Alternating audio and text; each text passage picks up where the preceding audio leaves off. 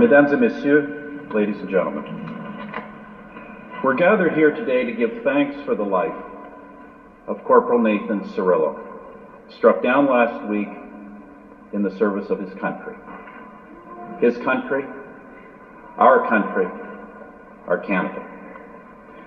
Ever desiring peace, Canada has been built upon the noblest ideals: freedom, democracy, human rights, and the rule of law.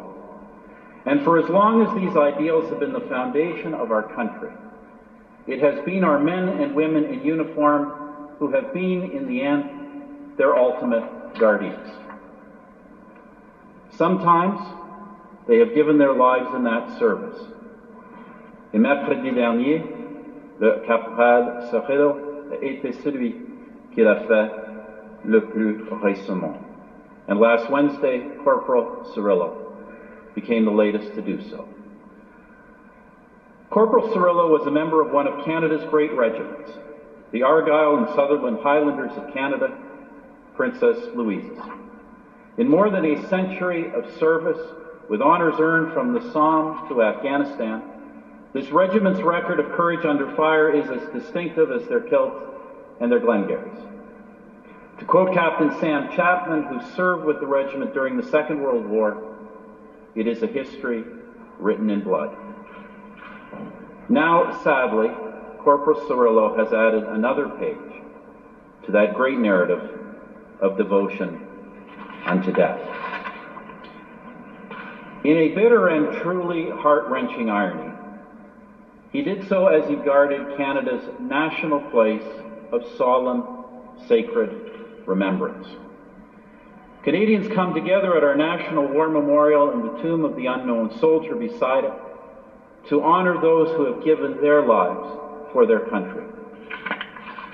As Canadians, we stand there humbled and grateful, parce que ces monuments nous rappellent que la liberté a toujours un prix. These monuments remind us that freedom is never free. It has been earned by the soldier and then donated to all of us.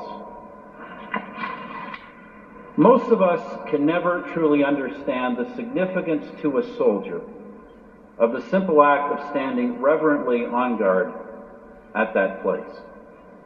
But those chosen for this sought-after assignment, this vigil at the National War Memorial and over the unknown soldier's grave, they understand. Corporal Cirillo, who felt the calling of a soldier when he was just a 13-year-old cadet, he understood.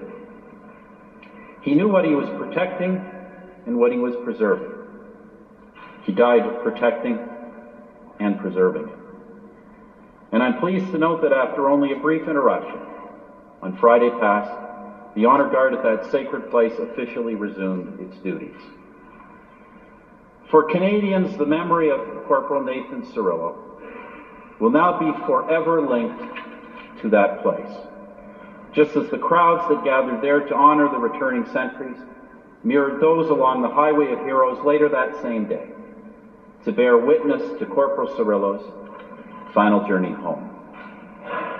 He has now joined the ranks of so many brave Canadians who have gone before him, having given all in the service of their country.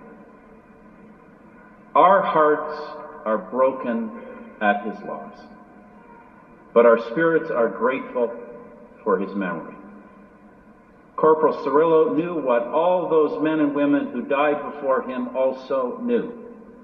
Les valeurs les plus précieuses sont celles qui peuvent nous coûter la vie. The only values really worth living for are those worth dying for. So may God bless Corporal Nathan Cirillo. We are better for his life, and we are diminished by his loss. And I know Canadians everywhere join me in praying for Corporal Cirillo's family. His mother, Catherine, his father, Victor, his sisters, Nicole and Natasha, their partners, Richard and Jonathan, his nephew, Cameron, as they shoulder this terrible burden of grief. May time ease the searing pain of today. And may his son, young Marcus Daniel Cirillo, someday find comfort in the fact that our entire country looks up to his dad with pride, with gratitude, with deep, abiding respect.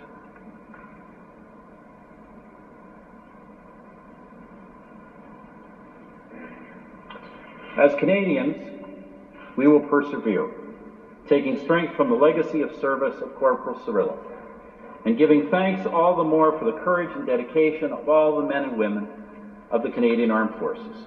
May God bless them all, and may God keep our land glorious and free.